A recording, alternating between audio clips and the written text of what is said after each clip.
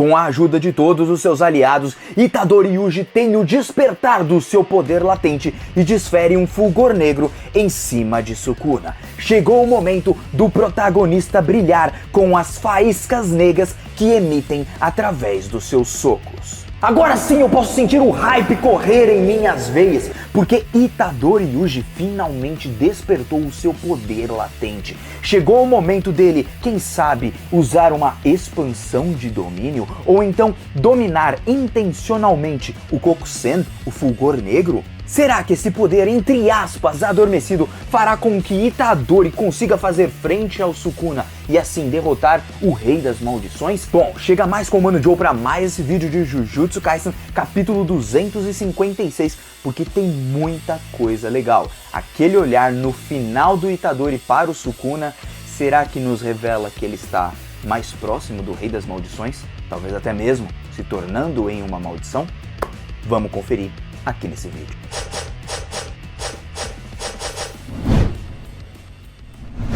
E aí galera do canal do Mano Joe, como vocês estão? Espero que todos estejam muito bem e hoje para mais um capítulo de Jujutsu Kaisen. E pessoal, finalmente o destaque de Itadori Yuji está acontecendo no mangá, que foi algo que me animou demais, simplesmente deu outra vibe. Como eu tinha dito no capítulo anterior, as coisas estavam mudando. Pela forma de escrita, eu já percebia que algo de bom, vamos colocar assim, aconteceria nesse capítulo, o que hyparia e muito a gente. E agora nós temos o poder latente do Itadori, o seu famoso despertar, e como isso pode até mesmo se unir a, quem sabe, ao domínio do Kokusen, que não pode ser lançado intencionalmente, mas quem sabe o Itadori consiga isso, ou então uma expansão de domínio, ou então as técnicas do Sukuna que foram gravadas no corpo dele, junto com os irmãos do Chozo e esse tipo de coisa, se ativando nesse momento? Será que tudo isso é capaz? Bom, a gente vai ver aqui nesse vídeo, então cola junto com o Mano Joe para mais esse capítulo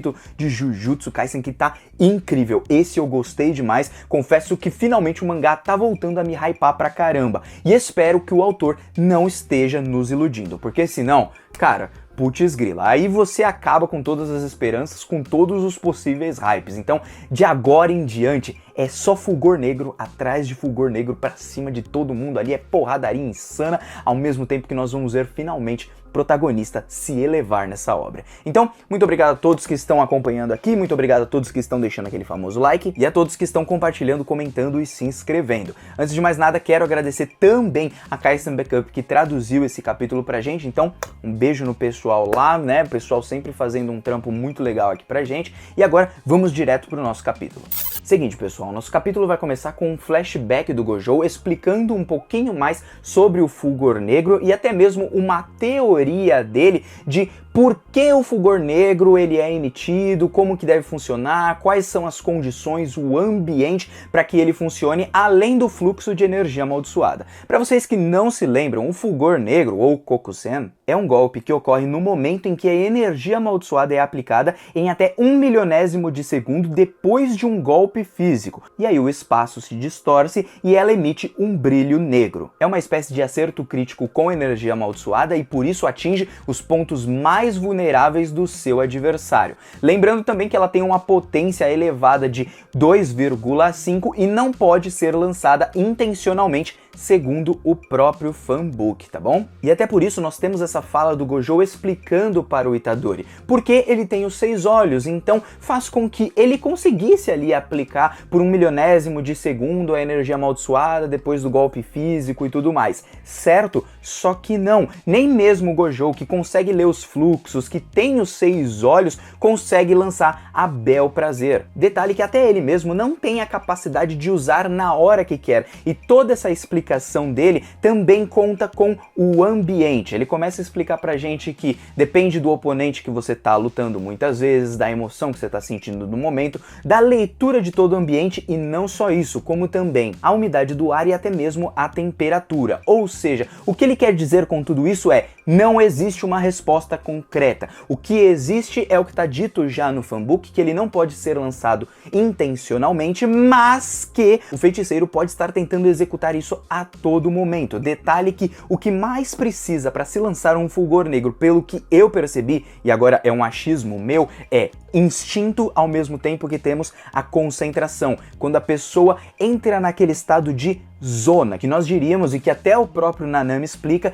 de foco extremo. E aí o fulgor negro, o que ele faz também? Ele faz com que depois disso você alcance a essência da energia amaldiçoada, chegue mais próximo dela, na verdade, e a manipulação de energia nesses momentos passa a ser algo muito natural. Quem experiencia ali o fulgor negro tem facilidade de soltar mais vezes porque está mais próximo do núcleo da energia amaldiçoada. E outro detalhe é que você se sente como se tudo agisse ao seu favor. Vocês já estiveram naquela partida, ou pelo menos em algum tipo de jogo, onde você tá ali brincando com o adversário e você sente que tudo tá fluindo ao seu favor nesse momento? Então, é esse feeling que traz ali o fulgor negro quando você acaba soltando em alguém. E toda a explicação do Gojo serviu principalmente para a gente entender que não é lançado intencionalmente, nem mesmo o cara usuário dos 6 olhos, um dos feiticeiros mais fortes, na verdade o feiticeiro mais forte da era moderna, nem ele consegue utilizar a todo momento. E até mesmo em questão de usos consecutivos, o Nanami é melhor. Tanto que tem uma notinha ali do Gege Akutami dizendo que até o Itadori iria superar ali os golpes consecutivos com fulgor negro. Mas agora esse recorde deve ser batido nos próximos capítulos. Aguardem o que eu tô falando, porque aquele recorde de 4 vezes seguidas será ultrapassada por Itadori Yuji e até mesmo por Sukuna. Então isso é algo que eu já estou imaginando.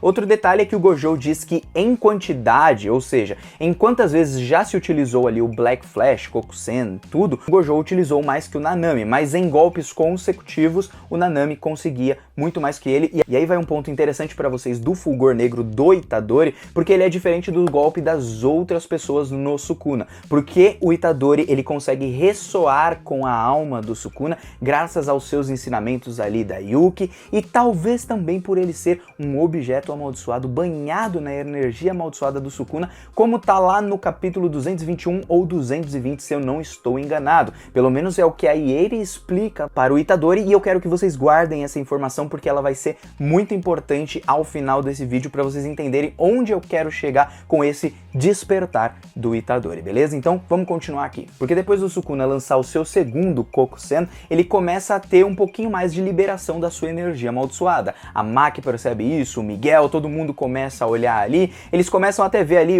aquele Miguel, aquele Laro, eles estão ajudando a gente, eles estão do nosso lado e tudo, então deve ser aquela pessoa que o Yuta tava falando e tal. Então vamos pra cima do Sukuna e vamos impedir que ele consiga essa liberação da energia reversa, porque senão ele vai começar a se curar e aí nós estamos perdidos. Uma vez que ele usa sua expansão de domínio, é uma baita desvantagem para eles. Só que o fulgor negro do Yuji é praticamente um counter do Sukuna, porque se os golpes normais do Itadori já ressoam com a alma e impedem que o corpo ele fique, digamos assim, sincronizado com o do Megumi, bom, os golpes do Itadori vão fazer com que arranque isso daí. Então é como se a barra de vida do Sukuna, vamos colocar assim, ela estivesse subindo porque ele está se recuperando, e aí o Itadori vai lá e diminui, e aí ele sobe de novo conforme ele vai usando o Kokusen, e aí o Itadori faz com que diminua até chegar ali ao talo e talvez eles conseguirem de fato libertar o Megumi, só que dessa vez a força. Então por isso que o Kokusen é tão importante pelas mãos do Itadori, porque não só acerta o ponto crítico, como também tira a liberação e nerfa mais um pouquinho o Sukuna. Ele é necessário e ideal nessa batalha, e finalmente o Gege Akutami está colocando o Itadori como protagonista, como o cara mais importante.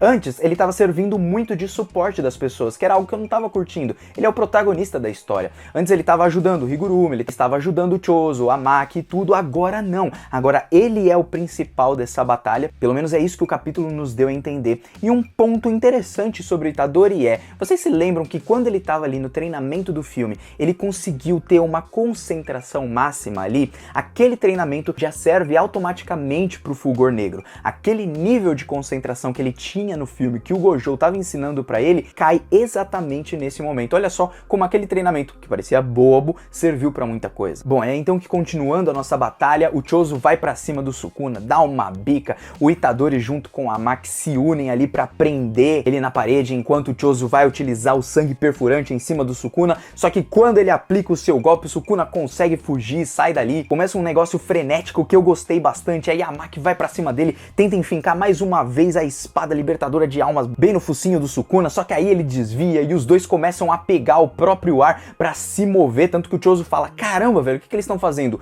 Utilizando o Geppo lá de One Piece, quando as pessoas se agarram ao ar e conseguem ali ir lutando, e a gente percebe que o Sukuna vai aplicando alguns cortes ali também, e a Maki vai tentando chegar próximo dele. Isso claramente anima o Sukuna pra caramba, que já estava recuperando ali a sua liberação de técnica reversa, tanto que a gente tem na página 3 aquela demonstração como se fosse a aura, a energia amaldiçoada dele saindo por todo o canto e tal, e aí ele fica animado com a Maki, porque a Maki é a pessoa que nega a existência daquele mundo Jujutsu por não ter nenhum pingo de energia amaldiçoada e nada do mundo Jujutsu. Então, logo ele se anima pra caramba, porque é como se fosse uma briga de ideais, aquele que tem o mundo Jujutsu e aquele que não tem. Então, aquilo anima pra caramba o Sukuna, que vai soltar mais uma vez um Black Flash, só que não vai soltar só esse Black Flash em cima da Maki, porque depois que ele dá um soco em cima dela e ela fala, putz, já é o terceiro, mano, ele já deve estar recuperando pra caramba, porque até mesmo os cortes, que é o que o Sukuna vai fazer agora, estão um pouquinho mais fortes do que antes, também estão aumentando ali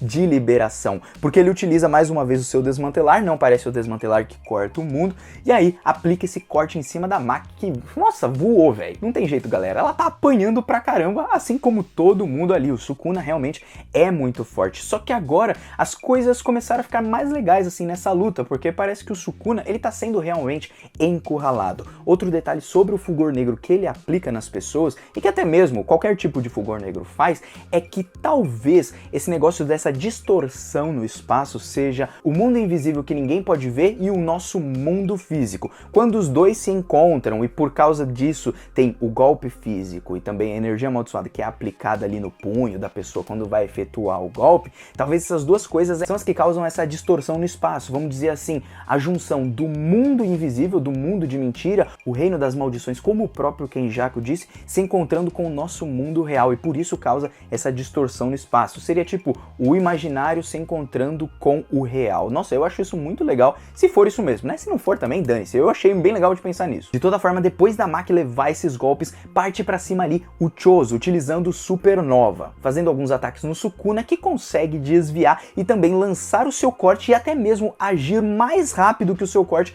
para pegar ali o corpo do Choso, jogar ele na parede e depois aplicar o seu quarto Black Flash. É claro que não tá sendo seguido, são golpes seguidos quando a gente fala, só que agora o Sukuna consegue mais um golpe que ajuda na sua liberação. Só que o Choso também agora foi muito inteligente e conseguiu se defender minimamente para reduzir o dano, utilizando o seu sangue, fazendo como se fosse uma armadura com o seu sangue e diminuindo o impacto do Sukuna e também segurando a sua mão, porque o Itadori logo a seguir aparece e dá um soco na cara do Sukuna, que foi lindo esse soco, e esse soco foi importante para quê? Para diminuir mais uma vez a liberação. Então, mesmo o fulgor negro do Sukuna, ele estando muito forte e tudo mais, não consegue ser, vamos falar assim, o ideal. Por isso que os outros feiticeiros, no meu ponto de vista, ainda conseguem sobreviver mesmo sendo um golpe do Rei das Maldições. O cara tá desgastado, ele tá mais fraco, ele tá nerfado, ele não está no seu máximo. Por isso que o Choso fala que o Yuji é a carta na manga, porque com os golpes dele que ressoam com a alma, fazem com que a harmonia do corpo do Megumi com o Sukuna, ela seja desbalanceada, ela começa a quebrar ali um pouquinho, e aí vira um cabo de guerra, como eu disse pra vocês. A barrinha do Sukuna tá tentando chegar ao máximo, o Itadori vai lá e diminui, porque cada golpe do Itadori é um golpe que prejudica o Sukuna. Então, nos próximos capítulos, nós podemos ter o Sukuna fugindo ou tentando evitar os golpes do Itadori, que eu acho que não vai acontecer, porque ele estará ali no seu foco máximo para acabar com o Sukuna. Então, literalmente, vai ser um cabo de guerra e uma porradaria insana entre os dois. Acredito que os dois vão bater o seu recorde ali de Kokusen um no outro. É aí então que depois do Yuji dar um soco na cara do Sukuna, ele pega algo ali na mão do Choso, porque o Choso diz assim, ó, use isso aqui. E o que é aquilo? É o Convergência, né? É o sangue comprimido que o Choso faz para que ele use a sua técnica ali de sangue perfurante, que aliás, vocês sabiam que o sangue perfurante tem a velocidade do som, então é muito rápido. Só que o Itadori parece estar herdando algumas técnicas que podem ter sido gravadas no seu corpo. Acredito eu que agora que ele é praticamente como um objeto amaldiçoado, as coisas fiquem gravadas diretamente nele de forma mais fácil, e assim ele pode até mesmo herdar essas técnicas de sangue que vieram provavelmente dos irmãos do Chozo, os outros fetos que sobraram, que provavelmente ele engoliu. Isso eu acredito que vai mostrar pra gente no capítulo que vem, já que o Gege Akutami tá gostando de mostrar flashbacks das coisas que aconteceram, treinamentos, possíveis explicações e esse tipo de coisa. Então, no meu ponto de vista, como o Itadori hoje, ele não é um híbrido, ele não é simplesmente um feto amaldiçoado e tudo, que é uma união das maldições juntamente com o humano. Na verdade, pra mim, é como se ele fosse três coisas ao mesmo tempo. Uma maldição, um objeto amaldiçoado e ao mesmo tempo um humano. Dessa forma, ele consegue fazer coisas totalmente novas que nenhuma pessoa ali poderia fazer. Assim como a gente vê muitas vezes ali em Bleach, quando a gente tem ali o Ichigo sendo um Quinch, ao mesmo tempo um Shinigami, esse tipo de coisa, um Visor, blá blá blá blá blá blá blá. Então, olha só como tudo isso parece meio que se conectar ali. O Itadori se transformando em um ser praticamente todo diferente e novo, não é? Então é aí nesse momento que o Laro, ele tá lá todo ferido e tudo, o Miguel já quer vazar, olha só o Miguel, luta 20 minutinhos ali, 15 minutinhos, opa, tamo vazando, não queremos morrer, e aí ele fala pro Laro, vamos embora, né, já deu a nossa aqui, só que o Laro fala assim, não, eu ainda tenho que fazer uma coisa, que era ajudar o Itadori nessa batalha, e eu achei muito importante, muito legal essa atitude do Laro, porque os caras se tornaram literalmente muito gente boa, e ao ponto de até mesmo arriscar a sua vida para ajudar ali naquela batalha, né? Até porque todos eles seriam envolvidos com o que o Sukuna faria logo a seguir, com a assimilação, esse tipo de coisa. E aí, o Itadori e o Sukuna partem ali pra porrada e tudo, o Sukuna segura ali no cangote aqui, assim, do Itadori e tal, só que aí o Itadori aproveita esse momento e ó, sangue perfurante, então atinge ali a cara do Sukuna, parece que ele conseguiu desviar um pouquinho, mas levou o golpe. E o Itadori ainda não consegue fazer direito a convergência, mas a técnica de sangue tá encravada nele. Aliás, ele é filho de quem? Do Kenjaku, gente. Então provavelmente tem alguma ligação ali junto com os fetos amaldiçoados mesmo por conta disso. Então ele pode ter essa técnica de sangue e outras técnicas herdadas ainda mais porque ele é um objeto amaldiçoado e as coisas são gravadas diretamente nele, banhado, é claro, com energia amaldiçoada do próprio Sukuna. Então eu consigo imaginar um monte de coisa graças também à essência da energia amaldiçoada. Por quê? Porque com o Kokusen, com o Fulgor Negro, a pessoa chega mais próximo do núcleo da energia amaldiçoada. Se ele chegar mais próximo, será que até mesmo técnicas que foram gravadas, que ficaram muito tempo dentro do corpo dele, também não podem ser utilizadas? E tudo isso ele estava treinando e só quando ele atingisse, vamos falar assim, o momento crítico, o máximo, o fulgor negro que ajuda a chegar perto dessa essência, fizesse com que com ele ativasse todas essas técnicas. Aquela que todo mundo falou, o Gojo falou desde o começo que ele poderia soltar os cortes, mas ele nunca soltou e tudo. Então, gente, eu começo a enxergar uma certa possibilidade do nosso protagonista e eu começo a gostar demais. A gente tava aguardando esse fanservice, gente, na escrita do Gege Akutami não tinha isso com o Itadori e a gente precisava disso. E eu gosto muito do Itadori e ao mesmo tempo eu me hypei pra caramba nessa parte do capítulo, velho. Porque depois de utilizar esse golpe, o Sukuna vai lá e também dá um corte no Itadori, só que agora o bicho tá em foco extremo. E é aí que a gente já pode ver ali as chamas negras ali e o Itadori vai lá soltar o seu Kokusen e o Sukuna, assim como o Mahito lá em Shibuya, começa a sentir ali que tá vindo uma premonição, né, um presságio do Kokusen. Tudo no meu ponto de vista com base no instinto, como eu disse, ao mesmo tempo que a concentração total ali do Itadori. Então ele já tá pronto ali para aplicar esse golpe e o Sukuna tá pronto para receber ou então para evitar. Só que é aí que nós temos a ajuda do Larue, porque o Hardcat, a sua técnica amaldiçoada, não simplesmente é usar uma mão virtual, como também tudo que aquela mão virtual já agarrou em algum momento pode até mesmo ser utilizada novamente para agarrar a mente da pessoa. Então ele pega ali, tira a visão do Sukuna e deixa ele olhando diretamente pro Larue. Então ele não consegue desviar do Itadori, que aplica o fulgor negro bem na pança, assim, uma página linda ali do Itadori. E aí é dito pelo narrador que o poder latente do Itadori despertou. Nós tivemos o despertar do Itadori e é nesse momento que a gente encerra esse capítulo. Não teremos capítulo semana que vem, mas que final maravilhoso. E aí então vai o detalhe, agora vai ter expansão de domínio para ele, agora vai ter Kokusen seguido à torta direita, porque agora ele vai dominar tudo. Bom, gente, não acho que é bem assim, mas algumas coisas sim vão acontecer, como Kokusen seguido. Eu acredito que agora a batalha não vai se resumir em novas técnicas para o Itadori, mas sim em vários Kokusen seguido. Não é à toa que o Gojo estava falando sobre isso, se a gente voltar em capítulos passados, explicando sobre os recordes e tudo, mostrando que o Itadori, instintivamente, ele é um ótimo lutador, é por isso que ele é um bom feiticeiro, e ele também tem uma determinação, e essa determinação vai fazer ele chegar muito mais longe. A determinação dele é tanta que se nós voltarmos também nesses capítulos, tem aquela conversa dele com aquele maluquinho que tem um chapéuzinho aqui e tudo, que ele diz assim, eu como tudo pra derrotar aquele cara, né? Eu faço de tudo pra derrotar aquele cara, que no caso aqui é o Sukuna. Então a gente vê que essa determinação dele tá muito latente, e é muito mais latente do que todos os outros, pelo sofrimento que ele passou, por tudo que aconteceu. E aliás, ele tem essas mudanças, ele já foi criado pra ser, vamos falar assim, o receptáculo perfeito do Sukuna, mas não só isso. Com isso trouxe alguns pontos positivos e o Sukuna sair do corpo dele trouxe mais ainda, no meu ponto de vista. Ele se tornou agora como se fosse uma maldição, um objeto amaldiçoado e humano ao mesmo tempo. Dessa forma, ele pode trazer algo totalmente novo para o mundo Jujutsu. Somado a isso tudo, nós temos o estudo da alma da Yuki, que foi passada para o Yuji e que deve estar servindo não só para ele ressoar com o Sukuna, como também para chegar mais próximo da essência da energia amaldiçoada, gente. E isso pode estar até mesmo ligado à própria assimilação e o que vai acontecer se o Sukuna for derrotado e sobrar um monstrão gigante lá do Tengen. Então olha só, minha cabeça tá borbulhando com um monte de coisa que pode acontecer em um capítulo que hypou demais. Então, gente, nessa parte aqui, eu digo pra vocês, eu acho que o Itadori ele vai chegar mais próximo da essência da energia amaldiçoada e por isso ele vai ficar muito mais forte. E com isso ele vai utilizar o Kokusen várias vezes, mas não ao bel prazer. Acredito que nessa luta ele vai utilizar, mas vamos dizer assim, se chegar um outro inimigo, ele não vai conseguir soltar à vontade. É que agora ele tá no foco extremo, então fica muito mais fácil quando você tá nesse estado de zona que os atletas falam, de foco extremo, você conseguir executar certas coisas e também tudo parece agir ao seu favor. E principalmente quando você é amado pelo Kokusen, né, pelas faíscas negras, como diz o capítulo lá quando ele tá enfrentando o Ezo e o Keshizu junto com a Nobara,